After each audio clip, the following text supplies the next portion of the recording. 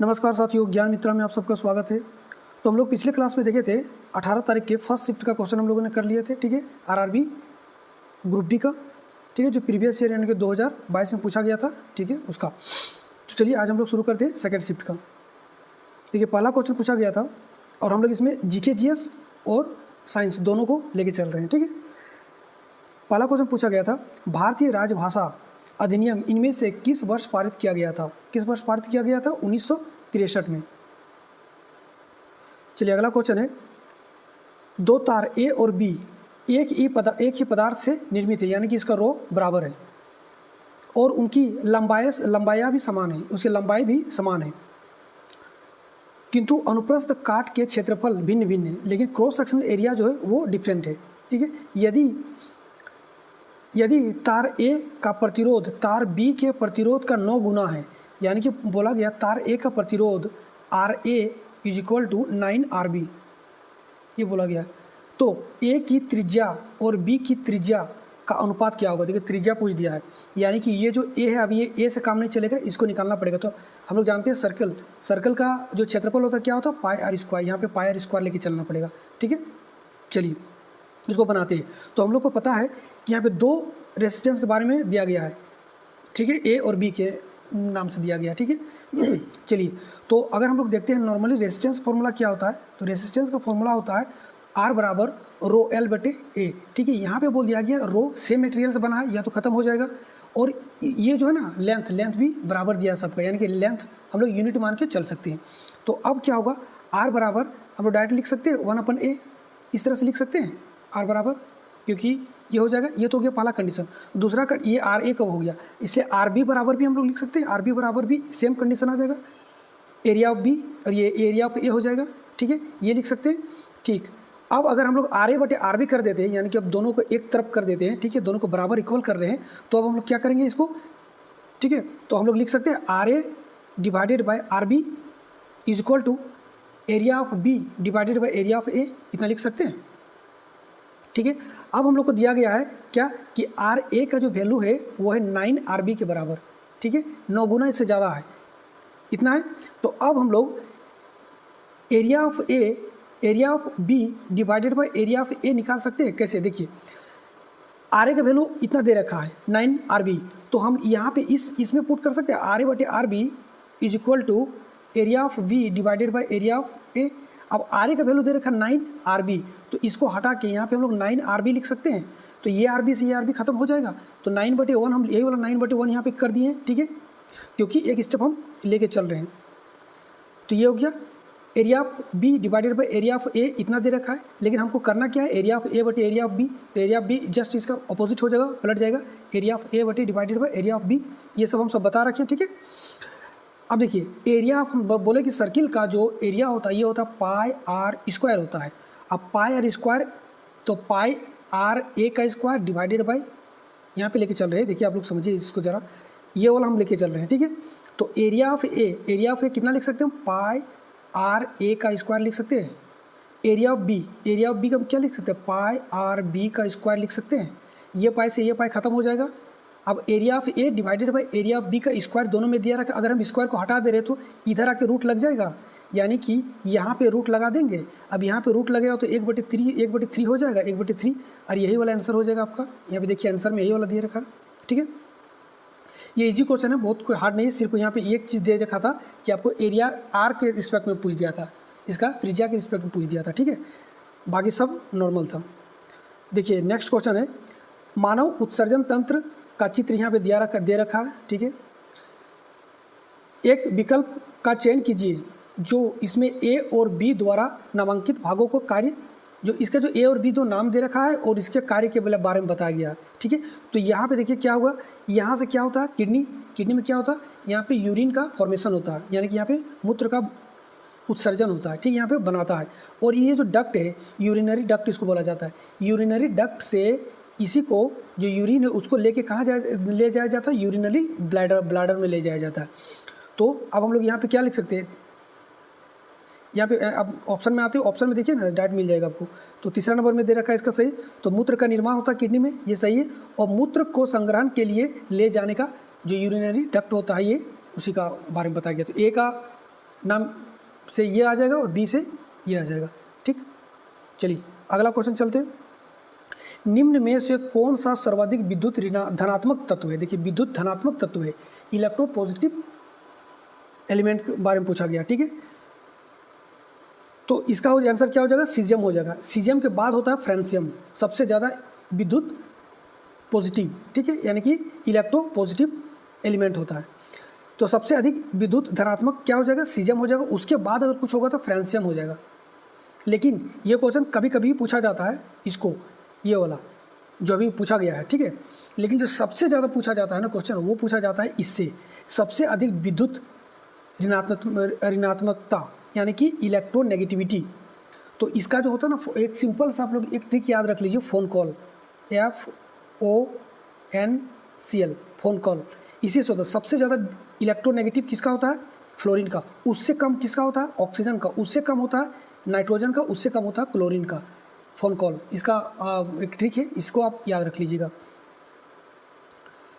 चलिए आवर्त सारणी में जब हम लोग बाएं से दाएं की ओर जाते हैं, ये रहा आवर्त सारणी। आवर्त सारणी में जब हम लोग बाएं इस तरफ से इस तरफ जाते हैं तो इलेक्ट्रोनेगेटिविटी बढ़ता है, इलेक्ट्रोनेगेटिविटी तत्व का बढ़ता है। अब अगर इधर से लेफ्ट टू राइट जाते हैं इलेक्ट्रोनेगेटिविटी बढ़ता है, तो टॉप टू बॉटम आएंगे तो इलेक्ट्रोनेगेटिविटी घटेगा। अब इसी का जस्ट उल्टा कर दो, अगर हम लोग लेफ्ट टू राइट जाएंगे तो इलेक्ट्रोपॉजिटिव घटता है और टॉप टू बॉटम आएंगे तो इलेक्ट्रोपॉजिटिव बढ़ता है। इसी के जस्ट उल्टा हो जाएगा ये। ठीक है, सबसे ज़्यादा क्रियाशील धातु कौन हो जाएगा? सीजियम हो जाएगा। और सबसे ज़्यादा क्रियाशील अधातु फ्लोरीन हो जाएगा। चलिए नेक्स्ट, एशियाई शेरों की आबादी बड़े पैमाने पर डैश के संरक्षित उद्यान क्षेत्र में निवास करते हैं। इसका तो आंसर हो जाएगा गिर राष्ट्रीय उद्यान। ठीक है, नेक्स्ट इधर देखिए, 2025 में जब जनगणना हुआ था, जनगणना बोले जब शेरों की गणना हुआ था, तो उसमें कुल शेर, अभी हाल फिलहाल गणना हुआ, उसमें कुल शेरों की संख्या कितना? 891 बताया गया है। जो कि 2020 में जो गणना हुआ था उसमें मात्र कितना था? 674 था। और अभी जो है 32.2% की वृद्धि हुआ है और 891 अभी एशियाई शेरों की संख्या हो गई है भारत में। Next, which of the following reaction represent symbolic combination reaction? ठीक है, कॉम्बिनेशन रिएक्शन क्या होता है? नाम से ही पता चल जा रहा है कि कॉम्बाइन, कभी दो चीज़ कॉम्बाइन करके एक प्रोडक्ट बना दे रहा नया, इसी को कॉम्बिनेशन रिएक्शन कहते हैं। जैसे कि एक्स और वाई दो मिला और बना दिया जेड, इसको बोलेंगे कॉम्बिनेशन रिएक्शन। अब देखिए खोजिए, ये जहाँ पे मिलेगा ये दोनों है और इसको विघटन रिएक्शन कहा जाता है। ये दो है, यह दो बना रहा है, ये दो है, यहाँ दो बना रहा है, यहाँ दो है, यहाँ एक बना रहा है, ये दोनों कॉम्बाइन होकर के एक बना रहा है, combination reaction. Next, dash is represented by the root apex constantly dividing cells. देखिए होता क्या है, ये रहा भूमि, भूमि से नीचे होता है रूट, इस तरह से निकला हुआ रहता है रूट, और ये होता है इधर पौधा। तो जो भूमि से नीचे जब ये जो रूट है यानी कि जड़ें हैं, उसके जड़ के जो एज होता है, एज में एक इस तरह से होता है स्ट्रक्चर, एकदम अंगूर की तरह, इस तरह से गोल जैसा एकदम। ये वाला पोर्शन आप देख लीजिए, यहाँ से रेड थोड़ा सा कर लेते हैं हम, ये वाला पोर्शन, ये वाला पोर्शन जो एकदम इसके नीचे में, यहाँ पे सबसे इंड में, एज में इस तरह का एक स्ट्रक्चर होता है, इसी को बोला जाता है रूट एपेक्स। ये क्या करता है ना, यहाँ पे ना हमें बहुत ज़्यादा डिवीज़न होता है। ठीक है, सेल बढ़ते रहता है ये, और ये प्राइमरी डिवीज़न होता है, और सेल को जो पौधा है उसको प्राइमरी जो है ना डिवीज़न करके लेंथ को बढ़ाता है। ठीक है, और ये क्या होता है? मेरिस्टेमेटिक सेल में होता है, मेरिस्टेमेटिक टिश्यू में होता है। ठीक है, इसका क्या आंसर हो जाएगा? मेरिस्टेमेटिक ग्रोथ होता है। इसके बारे में देखिए, इसी को हिंदी में यहाँ पे लिख दिए इसका क्वेश्चन को, और ये पौधे की जड़ एक नुकीले सिरे रूट एपेक्स कहलाता है। यह भाग लगातार लंबाई में बढ़ता रहता है। रूट एपेक्स पर मौजूद कोशिकाएं लगातार विभाजित होती रहती है। इस ऊतक को एपिकल मेरिस्टेमेटिक कहते हैं। यह पौधे की प्राथमिक यानी कि प्राइमरी ग्रोथ यानी कि लंबाई को बढ़ाने का काम करता है।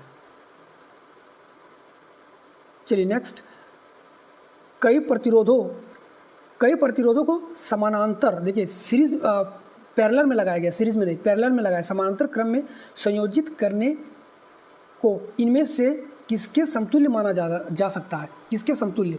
सबसे पहले तो आप ये चीज़ समझिए कि जब हम रेसिस्टेंस को सीरीज में करते यानी कि R1 + R2 + R3 इस तरह से सीरीज में करते, यानी कि ये जब सीरीज में करते हैं तो क्या होता है ना, मान लेते हैं, यहाँ देखिए इस तरह समझिए, मान लेते हैं कि एक सीरीज़ है, यहाँ पे दिया गया है, यहाँ पे 4 ओम है और यहाँ पे 2 ओम है।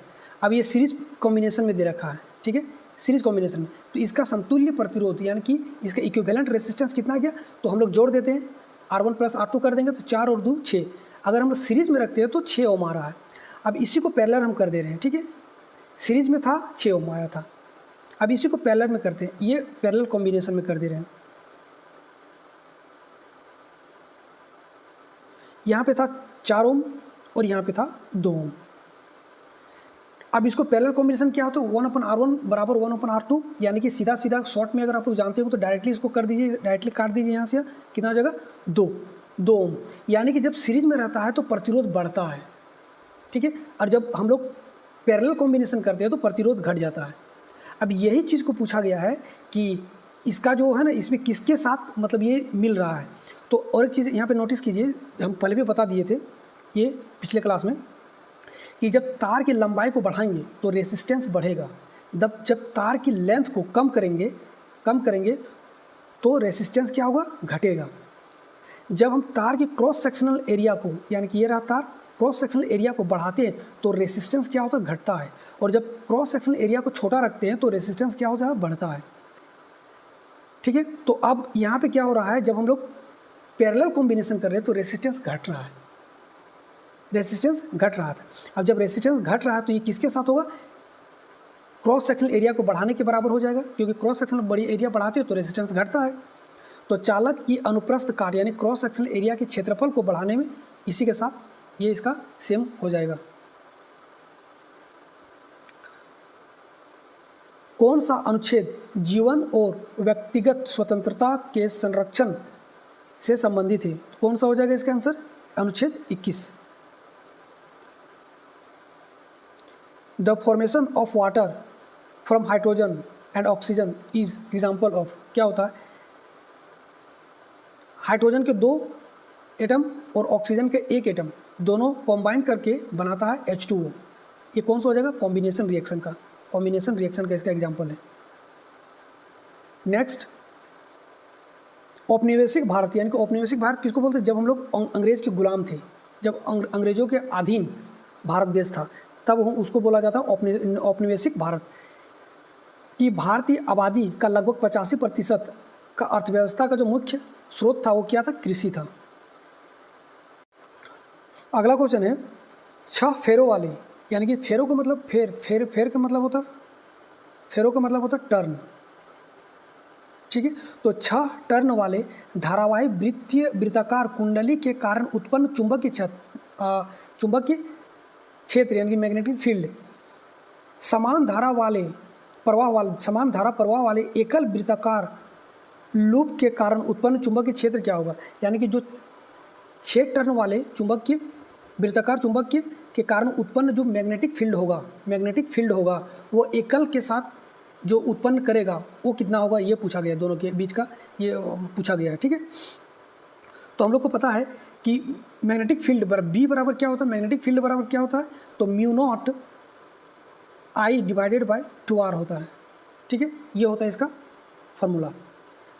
अब अगर यहाँ पे टर्न, ये तो नॉर्मल कंडीशन में, अगर टर्न दे दिया जाएगा आपको तो बी बराबर क्या हो जाएगा, μ0 n I / 2R, तो सिर्फ यहाँ पे n आ जाता है, कुछ नहीं होता, सिर्फ n आ जाता है, ठीक है।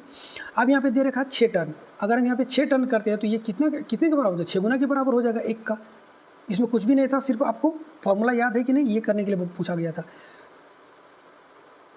अब देखिए यहाँ पे सब लिख दिए हैं क्या क्या होता है, μ0 के बारे में लिख दिए, क्या है I क्या है और R क्या है, क्योंकि आप लोग ये मैग्नेट पढ़िएगा तो ये सब टोटल आ जाएगा आपको। नेक्स्ट क्वेश्चन है, लैंगिक जनन करने वाले एक जीव में गुणसूत्रों की संख्या 2n = 18 दे रखा है।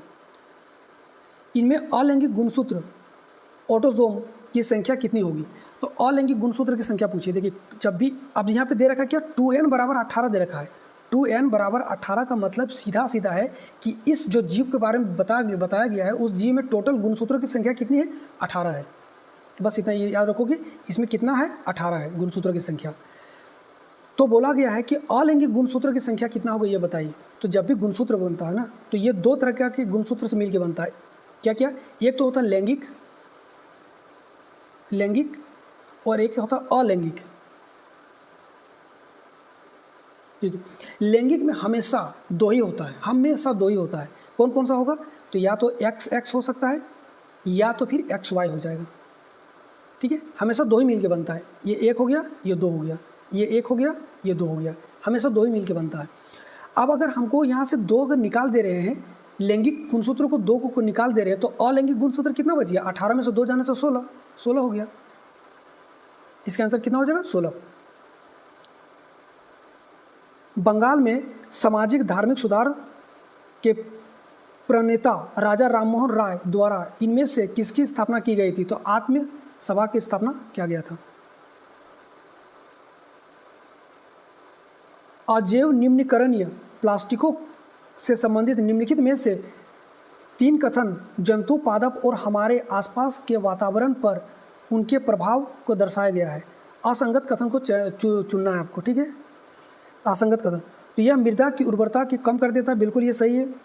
जानवरों द्वारा खाए जाने पे घातक हो सकता है, नालियों को जाम कर देता है। ये प्लास्टिक के थैला टिकाऊ होता है, बिल्कुल टिकाऊ नहीं होता है, ये तुरंत फट जाता है।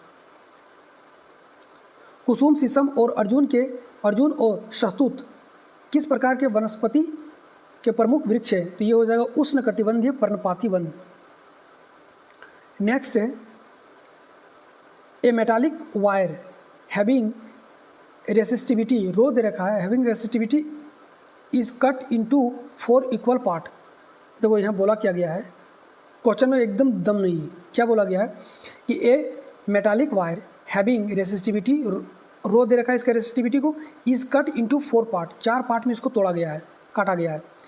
The resistivity of each part is, इससे पिछले क्लास में ही हम बताए थे, पिछले नहीं उसके 17 तारीख जो था ना, 17 तारीख का एग्ज़ाम, उसमें हम बताए थे। ठीक है, देखिए क्या है, रेसिस्टिविटी जो होता है ना सिर्फ दो चीज़ों पे डिपेंड करता है, या तो उस पदार्थ जो उस पदार्थ पे बना है, उस मटेरियल पे, और या तो फिर टेम्परेचर पे। ये दो ही चीज़ों पे डिपेंड करता है, बाकी आप इसको कितनों तोड़ फोड़ मरोड़ दो, कोई इससे लेना देना नहीं है। ठीक है, इसका क्या हो जाएगा, यहाँ पे अगर रो है तो वहाँ पे भी रो ही होगा। चारों का जो रेसिस्टिविटी होगा वो रो ही होगा, रो से कम ना ज़्यादा कुछ भी नहीं होगा। ठीक है, ये रो ही होगा।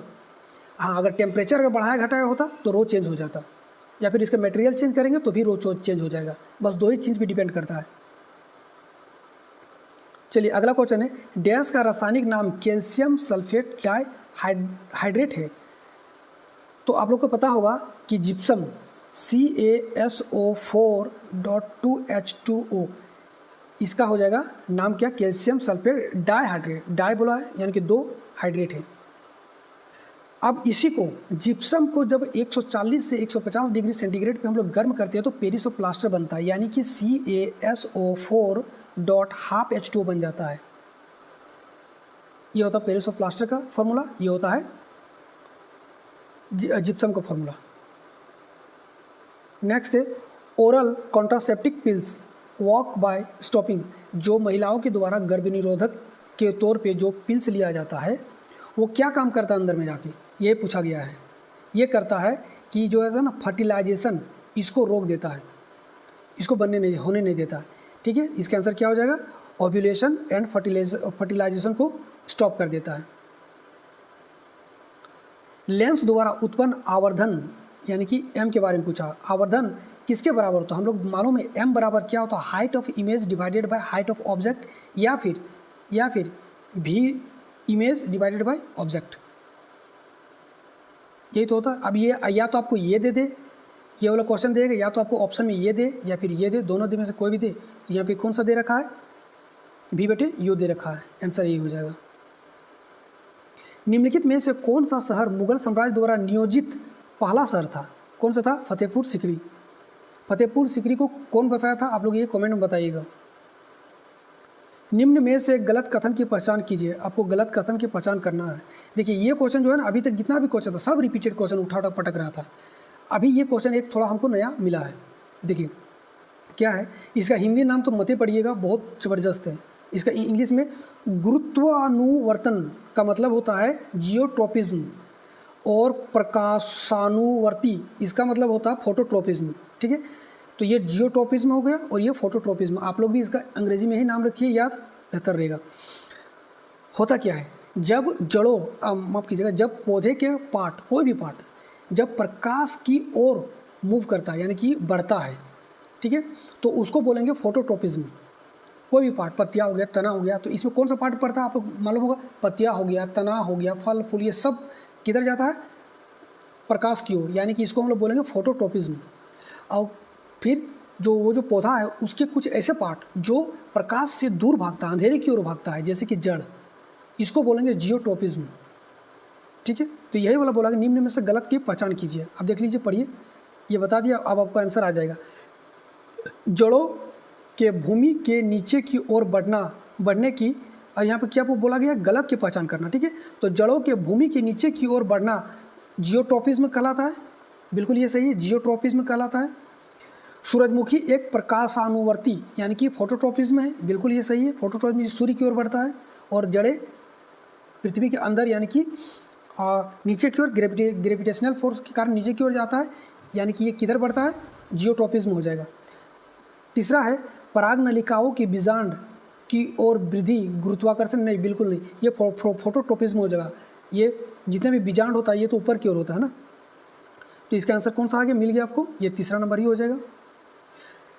फोटोट्रोपिज्म और जियोट्रोपिज्म। अच्छा, इसमें एक जो होता है ना हार्मोन होता है, ऑक्सीजन हार्मोन, ये हार्मोन का काम ही होता है ग्रोथ करवाना। ऑक्सीजन हार्मोन का काम ही ग्रो करवाना।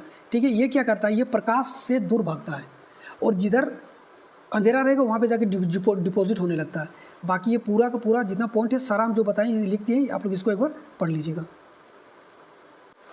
नेक्स्ट क्वेश्चन है, which of the following event take place during diastole in the human heart. Human heart में दो प्रक्रिया होता है, एक डिस्टॉल और एक सिस्टॉल। यहाँ पे डिस्टॉल के बारे में पूछा गया है। जब हम ह्यूमन हार्ट बताएंगे आगे में क्वेश्चन मिलेगा आपको, ठीक है, इसमें नहीं, अगला या फिर उसके बाद वाले शिफ्ट में, तो हम पूरा उसको क्लियर कर देंगे। ठीक है, यहाँ पे बोला गया डिस्टॉल के बारे में। ये क्या होता है?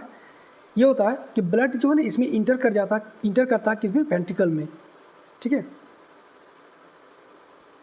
एक गोलीय दर्पण एक सीधा और उल्टा प्रतिबिंब निर्मित करता है। गोलीय दर्पण है वो गोलीय दर्पण सीधा और छोटा, माफ कीजिएगा, सीधा लेकिन छोटा प्रतिबिंब निर्मित करता है। गोलीय दर्पण के बारे में सही कथन की पहचान कीजिए। ये में दे दिया है दर्पण अवतल है। अवतल दर्पण कभी नहीं हो सकता। क्यों नहीं हो सकता? देखिए, ये रहा अवतल दर्पण। अवतल दर्पण में जब भी प्रतिबिंब बनता है, ठीक है, ये रहा सेंटर ऑफ कर्वेचर, ये रहता फोकस। जब भी प्रतिबिंब बनता है ना तो ये उल्टा बनेगा, चाहे कहीं भी बनाइए उल्टा बनेगा। एक कंडीशन होता है जहाँ पे, कहाँ पे होता है? तो ये जो पोल होता है, पोल और फोकस के बीच में जब कहीं पे रहेगा, इधर कहीं पे भी, तो उसका प्रतिबिंब दर्पण के पीछे बनता है। और पीछे बनता है लेकिन सीधा बनता है और बहुत बड़ा बनता है। ठीक है, बड़ा बनता है, छोटा तो बनता नहीं, छोटा नहीं बनेगा। और यहाँ पे पूछा गया कि सीधा और छोटा बनता है, लेकिन ये छोटा तो बन नहीं रहा है। बाकी अवतल दर्पण में सारा प्रतिबिंब उल्टा बनेगा इधर। ठीक है, तो ये तो होगा नहीं। नेक्स्ट है दर्पण का आभासी प्रतिबिंब निर्मित होगा। हाँ बिल्कुल, आभासी प्रतिबिंब निर्मित होगा। आभासी प्रतिबिंब कब होगा? जब दर्पण के पीछे बनेगा। दर्पण की फोकस दूरी धनात्मक होगा। जब दर्पण की फोकस दूरी धनात्मक कब होता है? जब दर्पण के पीछे बनता है, इस तरफ इधर बनता है। तो ये दोनों सही हो जाएगा, ये वाला गलत हो जाएगा।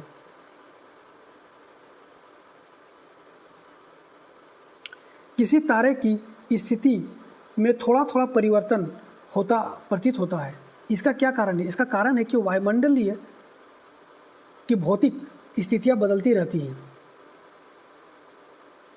निम्न में से किस समूह के सभी यौगिक समान समजातीय श्रेणी के संबंधित है? ठीक है, समान समजातीय श्रेणी से संबंधित है। इसका कौन सा हो जाएगा? जो देखिए समान श्रेणी से संबंधित होगा, 4 दूनी 8 या 5 दूनी 10 होना चाहिए। यहाँ 8 दे रखा है, खत्म। 3 दूनी 6 और 2 8, यानी कि ये जो क्वेश्चन है ना, ये क्वेश्चन इसको सिंपल समझ लीजिए कि ये रीजनिंग का क्वेश्चन है। बस वही बढ़ाना घटाना है केमिस्ट्री का, लेकिन इसको रीजनिंग मान के चलिए। देखिए क्या बोला, 3 दूनी 6 और प्लस 2 8, 4 दूनी 8 प्लस 2 10, सही है। 5 दूनी 10 प्लस 2 12, ये वाला इसका आंसर हो जाएगा। बाकी किसी में सेम इस तरह का सेम नहीं मिलेगा आपको। देखिए इसको देखिए, 2 तिया 6 यानी कि 3 गुना हो रहा है, तो इसका 3 गुना हो रहा है? नहीं हो रहा है। यहाँ देखिए 6 दूनी 12 में से 2 कम, 6 दूनी 12 पूरा कर दिया है, खत्म हो जाएगा। यानी कि सेम जाति का होना चाहिए सब। The first and second member represent respectively of the ketone homologous series are. देखिए कीटोन के बारे में पूछा, कीटोन का क्या होता है आप लोग को पता है, कीटोन CO। जब भी कोई भी जो रासायनिक जो ये होता है इसमें अगर ये CO जुड़ गया उसको कीटोन बोला जाता है, ठीक है, ये कि इसको कीटोन ग्रुप बोला जाता है CO। अब देखिए इसको पूछा गया कि पहला और दूसरा मेंबर क्या होगा, तो पहला मेंबर अब इसमें देखिए CH3 हम लोग मिनिमम क्या जोड़ सकते हैं, CH3 जोड़ सकते हैं, इधर भी क्या जोड़ सकते हैं, CH3 जोड़ सकते हैं, मिथ इथ प्रोपेन प्रोपेनॉन। नेक्स्ट देखिए दूसरा वाला क्या हो जाएगा, CH3 ये जोड़ सकते हैं, CO जोड़ सकते हैं, C2H5 इसको जोड़ सकते हैं। दूसरा में मिथ इथ प्रोप ब्यूट, यहाँ पे 2 C है, ठीक है, तो मिथ इथ प्रोप ब्यूट यानी कि ब्यूटानॉन, तो इसका क्या हो जाएगा आंसर, प्रोपेनॉन और ब्यूटानॉन। नेक्स्ट देखिए आई से, ये तो इकोनॉमिक्स का क्वेश्चन पूछा गया, आई में एक इकाई वृद्धि के परिणाम स्वरूप प्रत्याशित खपत में वृद्धि की दर कहलाती है, क्या कहलाती है, सीमांत उपभोग प्रवृत्ति कहलाती है। ये तो क्या, ये इकोनॉमिक्स का आप लोग देख लीजिएगा एक बार। मेंडलीव के आवर्त नियम के अनुसार इनमें से कौन सा सत्य है, तत्वों के गुणधर्म उनके परमाणु द्रव्यमान के आवर्त फलन होते हैं। देखिए मेंडलीव ही नहीं, इससे पहले जितना भी आया था, मेंडलीव हो गया यानी कि मोजले से पहले जितने भी साइंटिस्ट ने पीरियडिक टेबल बनाए सब परमाणु द्रव्यमान एटॉमिक मास के आधार पर ही बनाए थे, चाहे वो मोजले हो गया, चाहे वो न्यूलैंड हो गया, चाहे वो डोबेरानर हो गया, सब ने एटॉमिक मास परमाणु द्रव्यमान के आधार पर ही बनाया था। इसके बाद आया कौन, मोजले ने पहले बार क्या दिया था, एटॉमिक नंबर के आधार पे, एटॉमिक नंबर के बढ़ते क्रम के आधार पे पीरियडिक टेबल को बनाया था, ठीक है। इसका भी क्या हो जाएगा, परमाणु द्रव्यमान के आवर्त फलन होते हैं। Which of the following is not a part of 5R, ये देखिए इन्वायरमेंट का क्वेश्चन है, 5R in the following sustainable development, sustainable development के क्या होता है, तो 5 जो R होता है ना यहाँ पे लिखा हुआ है, उसमें से एक रीजेनरेशन नहीं होता है। नेक्स्ट है, निम्न में से कौन सा औषधीय पौधा रक्तचाप के उपचार के लिए सबसे अधिक औषधीय उपाय है, सबसे अधिक औषधीय उपाय कौन सा हो गया, ये हो जाएगा सर्पगंधा। कास्टिक सोडा का उपयोग सामान्यतः डैश में नहीं किया जाता है, कास्टिक सोडा का किस में, कपड़ा उद्योग में किया जाता है, डिटर्जेंट बनाने में किया जाता है, इसका कागज़ और लुगदी उद्योग में भी किया जाता है, लेकिन अमोनिया निर्माण में नहीं किया जाता है। चलिए नेक्स्ट क्वेश्चन है, जब किसी चुंबक को किसी कुंडली के पास ले जाया जाता है तो यह कुंडली में एक प्रेरित धारा उत्पन्न करता है, बिल्कुल यह सही है। प्रेरित धारा के परिणाम को बढ़ाने के लिए, इसका परिणाम को बढ़ाने के लिए इनमें से किस विधि का उपयोग किया जाता है। देखिए जब किसी चुंबक को हम किसी कुंडली के पास ले जाया जाता है, ठीक है, अब इसको परिणाम को तो वो एक इलेक्ट्रिक फील्ड जनरेट कर देता है। अब इसको बढ़ाने के लिए हम लोग क्या करते हैं, तो कुंडली जो होता है ना, कुंडली में फेरो यानी कि नंबर ऑफ टर्न्स की संख्या को बढ़ा दो तो ये इसका बढ़ा देगा, ठीक है। चुंबक की गति में वृद्धि कर देते हैं तो भी हो जाएगा, ठीक है, लेकिन कुंडली के तार की प्रतिरोधक को वृद्धि करने पे ये नहीं होगा, ये गलत हो जाएगा, ठीक है, ये दोनों हो जाएगा। ये आज का लास्ट क्वेश्चन था। वीडियो कैसा लगा आप लोग जरूर बताइएगा। वीडियो देखने के लिए थैंक यू। तब तक के लिए जय हिंद, जय भारत।